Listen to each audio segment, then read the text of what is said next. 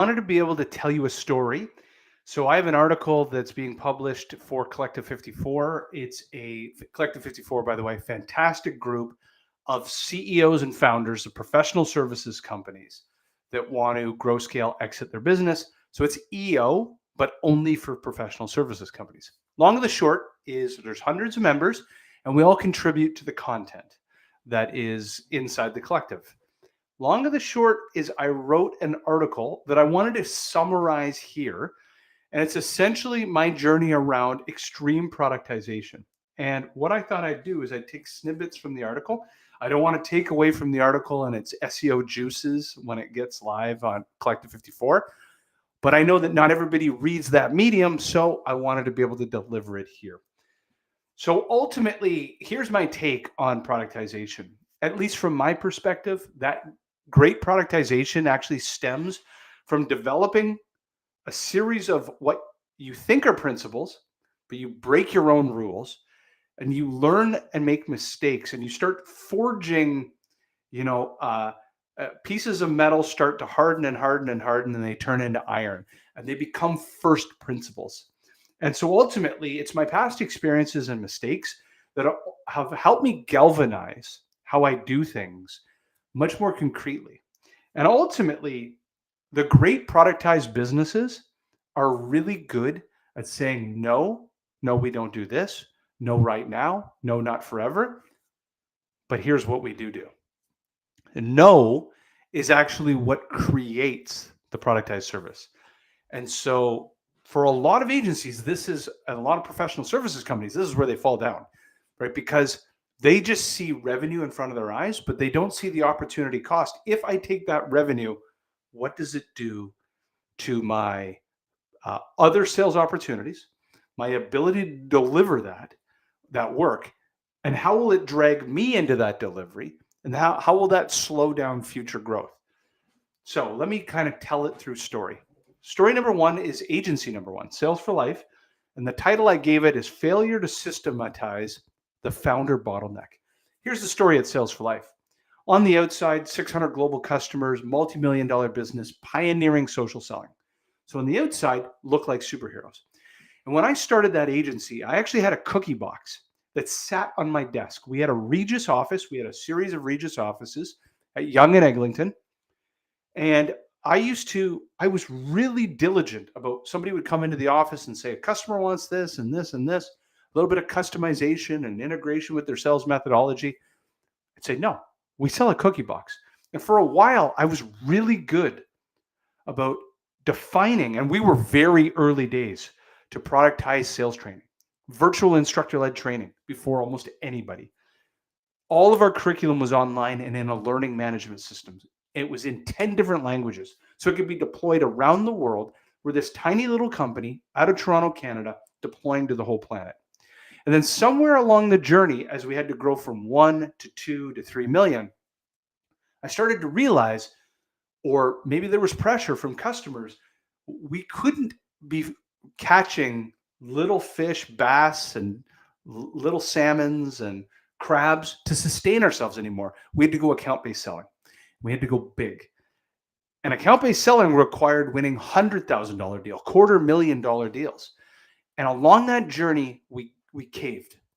And at some point, maybe it was like Microsoft and Oracle and Intel and Thomson Reuters said, hey, we're already sitting on an existing sales methodology. Maybe that's corporate visions, maybe that's Franklin Covey, maybe that's force management. And we want you to integrate social selling mastery with that curriculum. And now all of a sudden I said yes, because I said yes to a $250,000 check. The only person that understood that intellectual property meld between our IP and their IP was this guy. So now I'm moving from rainmaker to into service delivery. And we do it once, and then we do it with the next customer, and we do it with the next customer. And then all of a sudden, we're now telling people pre-sales, oh yeah, we do all kinds of customization and other. So granted, we're now doing six-figure deals, but those six-figure deals are slowing down sales cycles. They're actually exacerbating sales cycles. They are killing our ability to generate net new business because we just don't have the time. Because we are now moving from rainmaking into endless speaking at sales kickoffs and integration meetings. And so long and the short, business number one fails because the founders become the bottleneck. It doesn't fail, but great 10-year run, pulled a lot of cash flow out of that business, extremely profitable for a period of time. So we'll call it a first base hit. Business number two, pipeline signals. And its challenge around productization, I called it failure to stay convicted. The founder bent and then broke. So here's the story of pipeline signals. We helped pioneer the idea of signal intelligence, tracking job change alerts. Now, we're two non-technical founders, and a company called UserGems beats us to the market by about 6 months, which is a SaaS software. We become like a mechanical Turk. So we're doing the same output to the customer's perspective from the front end, but it's a little bit of Wizard of Oz. Behind the scenes, we're pulling the strings with human capital to make the same outcomes. And that's fine.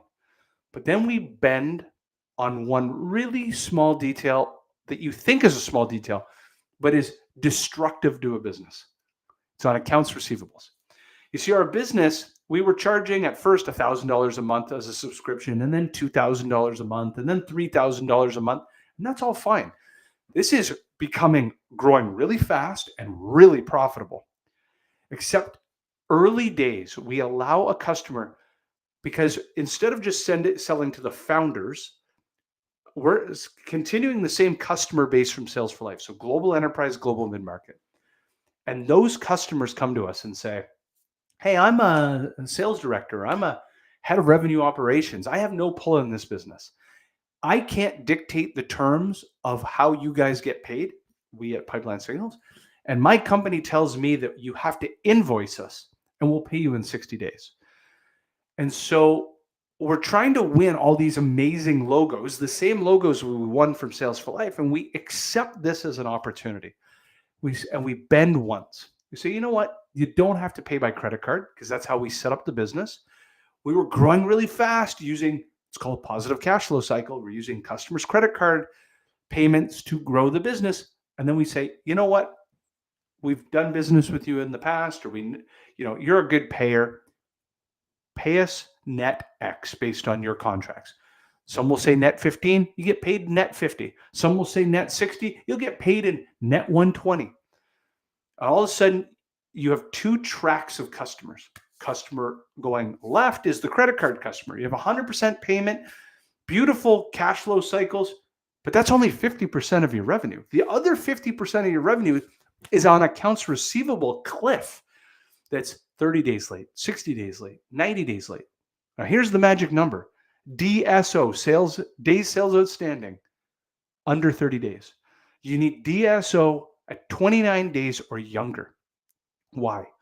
Because that means that you didn't become a bank. You weren't actually hiring people, buying software, paying rent, and fulfilling 1 month's worth of work going into the next month. So you've had one entire month's payroll cycle before you've collected even the revenue from the past. So the bigger you get, the bigger this spirals out of control. It's a working capital constraint. Days sales outstanding, anything greater than 29 days will demolish your business. So the bigger we were getting, the bigger the workflow or the working capital constraints. I woke up and now we had hundreds of thousands of dollars in accounts receivables. We started amassing hundreds of thousands of dollars in bad debt, because all of a sudden, especially in 2022, every head of sales, head of marketing, revenue operations, they're all fired. They all got fired. And all of a sudden, the contracts are gone missing. And I don't know who pays that, and I don't know who owns that. So you bend once, and it's kind of like telling a white lie. You tell a white lie one time and you think it's okay. And then the next time you tell it again and again and again, all of a sudden you're a consistent liar.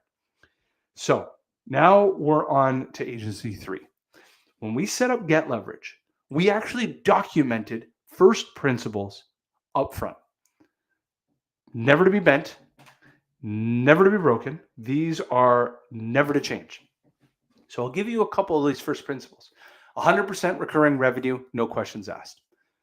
I've been in businesses that had fixed fee project-based revenue and had reoccurring. So Sales for Life did, multi-$100,000 deals, and about 25% of that revenue was on a next year's contract already pre-signed. So it had a multi-year agreement, and about another 25% would reoccur. That means that 50% of the entire business had to be replaced every year.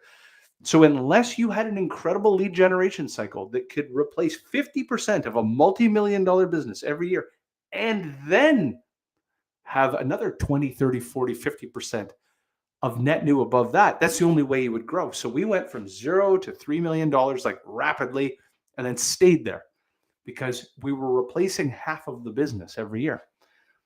Number two, first principle, positive cash flow cycles, days sales outstanding, 0 days. Started this business on a $10,000 credit card, and 100% of all revenue is collected on a credit card. You collect money on the first of the month. You have expenses due on the 30th a month. The more you sell, the faster you grow. You have 0 working capital constraints. You are 100% growing through customer cash flow. And it becomes a spin cycle. Don't need a large line of credit. Don't need a large credit card. You literally can grow just from sales. Next, rapid sales cycles. I've experienced them all, 20,000, 50,000, 100,000. Microsoft was $1.1 million at Sales for Life. So I've experienced everything from selling something under $1,000 to a 7-figure deal. And what I can tell you is that I wanted rapid sales cycle at the price point that made material differences in the business. It kind of slips inside normal credit card transactions, but can grow a 8-figure agency. So our sweet spot's in that $25,000 to $50,000 a year revenue per customer, and sales cycles 12.6 days, 45% close rate. How do you achieve that? You achieve that by recognizing that you're selling a service which is vaporware. And what kills agencies and professional services is there are all these nefarious PowerPoint presentations that are high level, they're not very tactical. We had to productize the buying journey as if you're buying software. It has to be like literally a demo experience on websites that are like you're buying software. And it has to have calls to action to be able to buy credit card on the page. But everything has to be answerable. You have to take the consultative relationship sale of professional services intermixed with the productized demo experience of software and bring it together at a price point that allows people to buy on the spot, buy within days, and make decisions. Next, onboarding without the founder. This is pretty clear. Making everything standard operating procedure playbooks, making everything point and shoot, making steps that anyone can follow beyond the founder. There's no crazy integrations. There's no intellectual mind melding. It is paint by numbers. Second last, cookie box system. And that kind of comes to paint by numbers of SOPs. And then the last is selling outcomes, not time, which was really important for upsell and cross-sell. Selling time is disastrous because people always feel screwed. Easiest way to put it. You deliver too much, you've overcharged, or you're now dipping into your own gross margins.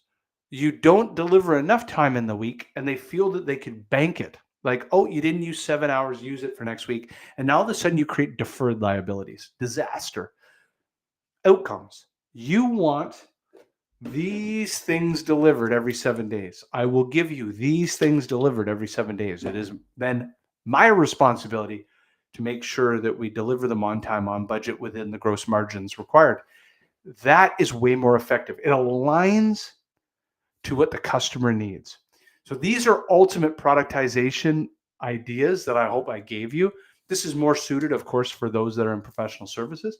Wanted to be able to give you these ideas, and hope you enjoyed this live stream, and you take care.